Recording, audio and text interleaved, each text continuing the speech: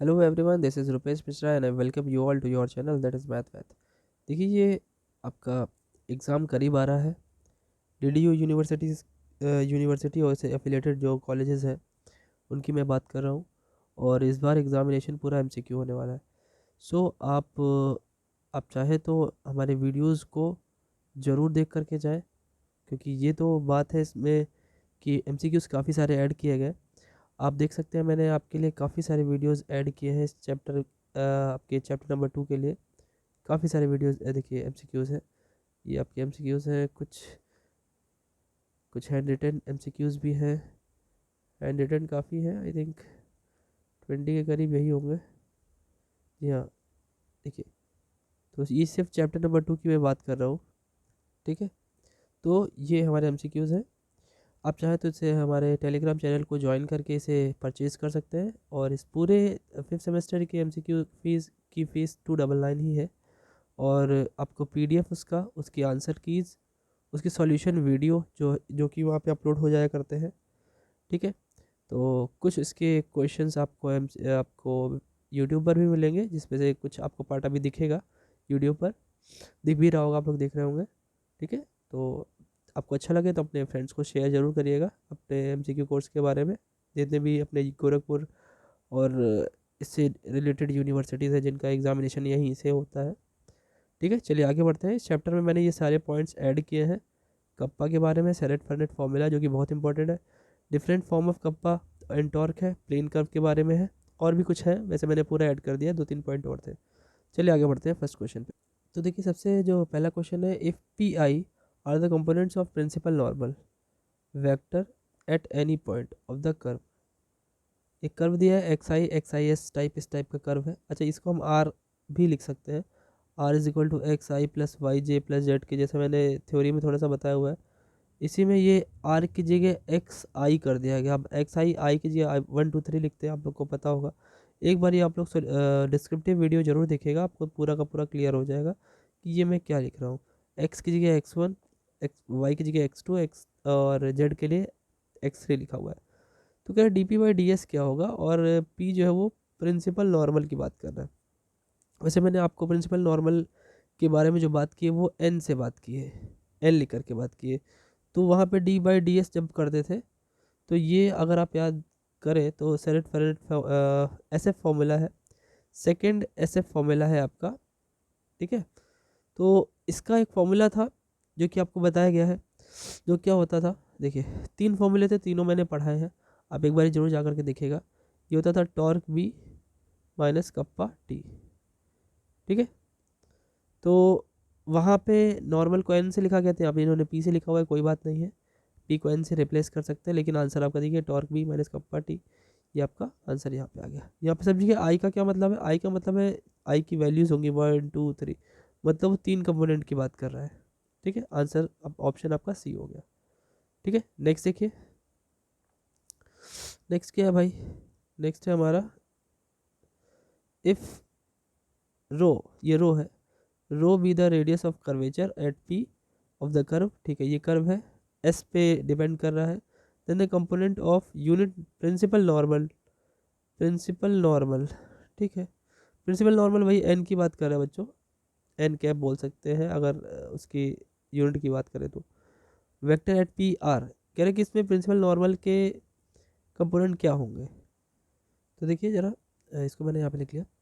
तो अगर आपको आपसे कहा जाए कि रो रेडियस की बात कर रहा है, रेडियस ऑफ कर्वेचर की बात करें, और प्रिंसिपल नॉर्मल वेक्टर के आपको कंपोनेंट चाहिए हो, तो कुछ नहीं करना होता। ये आप जो देख रहे हो एक्स आई, ये इसका 2 बार डिफ्रेंशिएशन होता ही है एस के रिस्पेक्ट में। आप यहाँ पे आर भी लिख सकते हो, आर वेक्टर, और इस पर रो का मल्टीप्लाई हो जाता है। इसे याद रखिएगा, ये फर्स्ट ऑप्शन आपका सही है। ठीक है, नेक्स्ट देखिए, नेक्स्ट क्या है भाई, नेक्स्ट है the torsion of at any point T of the curve X I is equal to X I T. अब देखिए एक्स यहाँ पे टी पे डिपेंड कर रहा है। ठीक है, अच्छा, इस गिवन बाई, इनमें से किसके द्वारा ये आंसर दिया जा सकता है। तो देखिए, ये रिलेशन जो होता है वो kappa square torque is equal to होता है। अब इज इक्वल टू में एस डॉट की पावर 6 होती है, और सबसे मेन बात जिसकी वजह से यहाँ पे आपको आंसर सही या गलत समझने में सहूलियत मिलेगी, वो ये है कि जो एप्सिलॉन जो है आपका है आई जे के लिखा होगा, और जो पहला होगा उस पर एक बारी डिफ्रेंशिएशन होगा, दूसरा होगा उस पर 2 बारी डिफ्रेंशिएशन होगा, तीसरा होगा 3 बारी डॉट लगा होगा, और आई जे के लिखा होगा। तो यहाँ पे देख सकते हैं आपको ये मिल रहा होगा। ठीक, सो आंसर ऑप्शन आपका ये है। याद रखिएगा, इस पे कंफ्यूज मत हो जाइएगा, ये गलत है, क्योंकि पहले वाले देखिए डिफ्रेंशिएशन ही नहीं है, दूसरे में एक बार और तीसरे में 2 बार है, गलत है वो वाला। आंसर ऑप्शन बी हो गया। नेक्स्ट देखिए, नेक्स्ट क्या है, if theta and phi are the angles made with the fixed line in the space by the tangent and binormal respectively of the curve, then sin theta by sin phi d theta by d phi, ये क्या होता है, minus, ये तो मैंने कराया हुआ है, इसका प्रूफ भी कराया हुआ है, माइनस कप्पा अपॉन टॉर्क होता है। ये याद रखिएगा, बहुत ही फेमस फॉर्मूला है, ये फेमस रिलेशन है। ठीक है, हो सकता है इस पीडीएफ में शायद ये एक आध बार और मिल जाए। Which of the following is the equation of circular helix. Circular helix की इक्वेशन क्या होती है बच्चों, देखिए दिखाते हैं। देखिए, सबसे पहले तो अगर आप याद रखें कि अगर 2 डायमेंशन में सर्कल होता तो हम उसको कैसे लिखते हैं, X is equal to R cos theta, यानी आर की जगह ए कर दे रहे हैं, और Y is equal to A sine theta. यहाँ पे एक्स को x1 और वाई को x2 कर दिया है, तो ये फिलहाल 1 लिखा है सब जगह अगर देखा जाए तो। ए कॉस थीटा और ए साइन थीटा वाला जहाँ जहाँ है वो सही हो सकता है, बी वाला ये दोनों ही गलत है नीचे के, क्योंकि ए और ए सेम होना चाहिए। ठीक है, तो उन दोनों में आंसर भी, उसमें से भी कौन सा होगा, तीसरा वाला जेड एक्सिस जो होता है बच्चों, वो फिलहाल एस कॉस अल्फा होता है। तो एस की वैल्यू फिलहाल वहाँ पे, एस की वैल्यू वहाँ पे आती है ए थीटा कॉसेक अल्फा, इसे याद रखेगा। तो जैसे आप इस यहाँ पे ये रखेंगे तो ए थीटा रह जाएगा, और cos alpha upon sine alpha क्या हो जाएगा, कॉट अल्फा। तो आंसर ऑप्शन आपका, आप समझ पा रहे होंगे कि ये है। ठीक है, यहाँ पे 1 कर लीजिएगा। ठीक, जो जो चीज़ें मैं बताता जा रहा हूँ उसे लिखते जाएगा, मे भी उससे भी एक एमसीक्यू बन जाए। अब वैसे छोड़ देते हैं तो फिर वही क्वेश्चन एग्जामिनेशन में आ जाएगा, और फिर आपका मुंह खोला का खोला रह जाएगा कि पढ़ा पढ़ा सा तो लगा है, लेकिन कहाँ पढ़ा है ये नहीं याद आ रहा है। ऐसा आपको लगेगा, गजनी की तरीके लगेंगे आप फिर को सोचने के लिए, शॉर्ट टर्म वाले। ठीक है, नेक्स्ट देखिए, देखिए भाई नेक्स्ट, नेक्स्ट क्या है, if rho with the radius of curvature at any point P of the curve X I, और यहाँ पे एक्स क्या है, फिर कर्व एस पे डिपेंड करेगा, अर्क लेंथ पे, then component of unit binormal vector at unit binormal क्या होता है, मैंने बताया हुआ है, एक बारी डिस्क्रिप्टिव देखिएगा जा करके। जो ऑस्किलेटिंग प्लेन को रखता है टेंजेंट, ठीक है, उसमें अगर 90 डिग्री करें तो उसे नॉर्मल बोलते हैं, और जो टेंजेंट और नॉर्मल, टेंजेंट और प्रिंसिपल नॉर्मल दोनों के परपेंडिकुलर होता है उसे बाइनॉर्मल यानी बी बोलते हैं।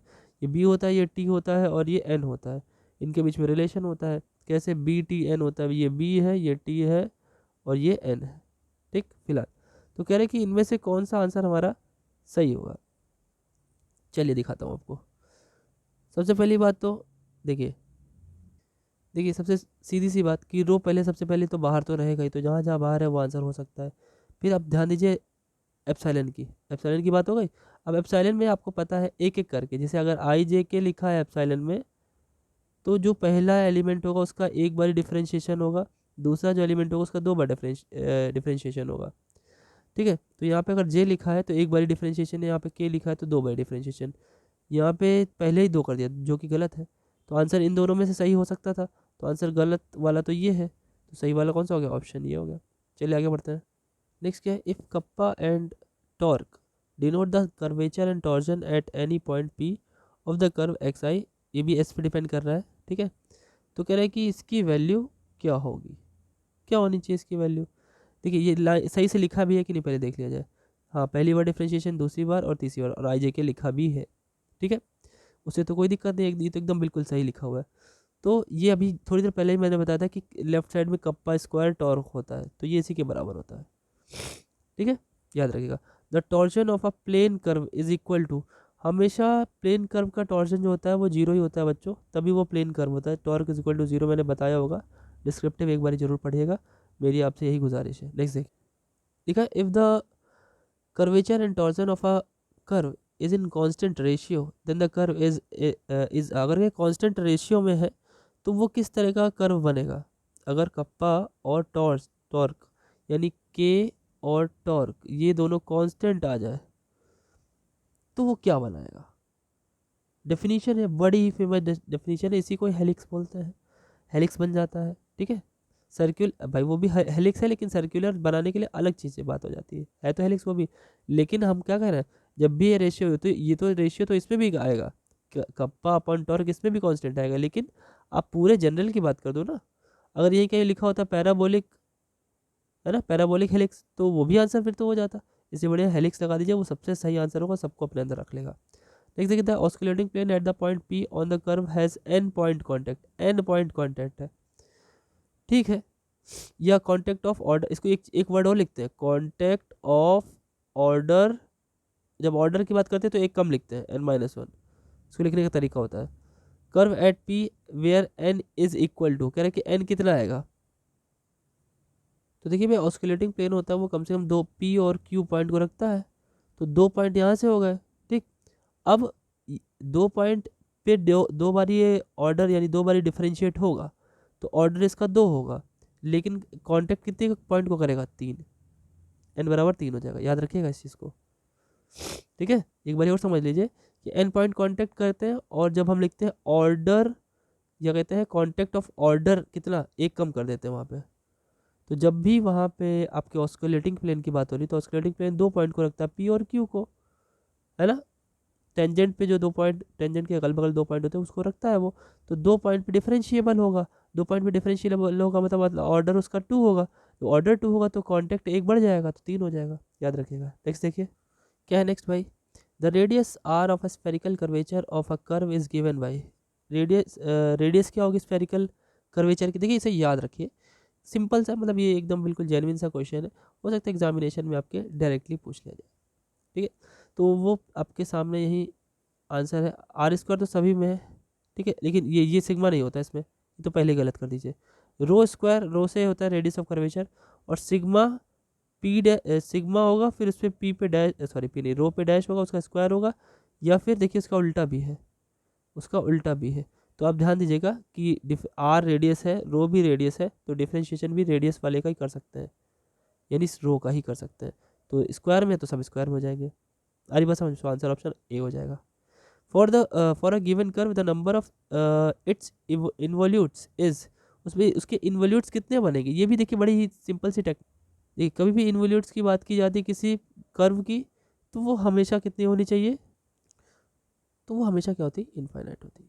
ठीक, अच्छा अभी क्या है, इस वीडियो का एक और क्वेश्चन देख लीजिए लास्ट, ये पूरी वीडियो आपकी जो भी 12-15 मिनट की बन रही है, ये आपको यूट्यूब पे मिल जाएगी, और आज ही सेम डे में इसी चैप्टर के और भी क्वेश्चंस, लगभग 30 क्वेश्चंस जो अभी मैंने दिखाए आपको, उसे मैं और ऐड करके आपको, क्योंकि चैप्टर थोड़ा बड़ा है, इसके एमसीक्यूज थोड़े से और बचे हैं, इसके बाद के चैप्टर तो एक एक वीडियो में निपट जाएंगे। ठीक है, तो उसके लिए आप वरी मत करिए, एक एक दिन में 2-2 चैप्टर हम निपटा देंगे, कोई दिक्कत नहीं, एमसीक्यू सारे बन जाएंगे।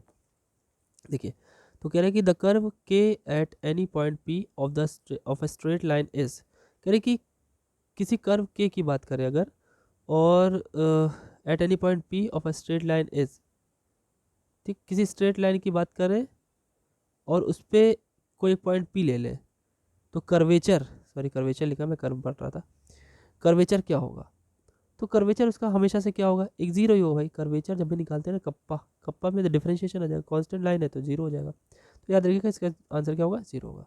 तो अगली वीडियो में आपको डेफिनेटली ये चीज़ मिल जाएगी। अच्छा, तब तक के लिए क्या करना है, DDU का एग्जामिनेशन जो है, लेकिन चलिए इसको ख़त्म ही कर देते हैं। ठीक है, जो मैंने ऐड किया है उसी वीडियो में ख़त्म कर देते हैं, क्योंकि काफ़ी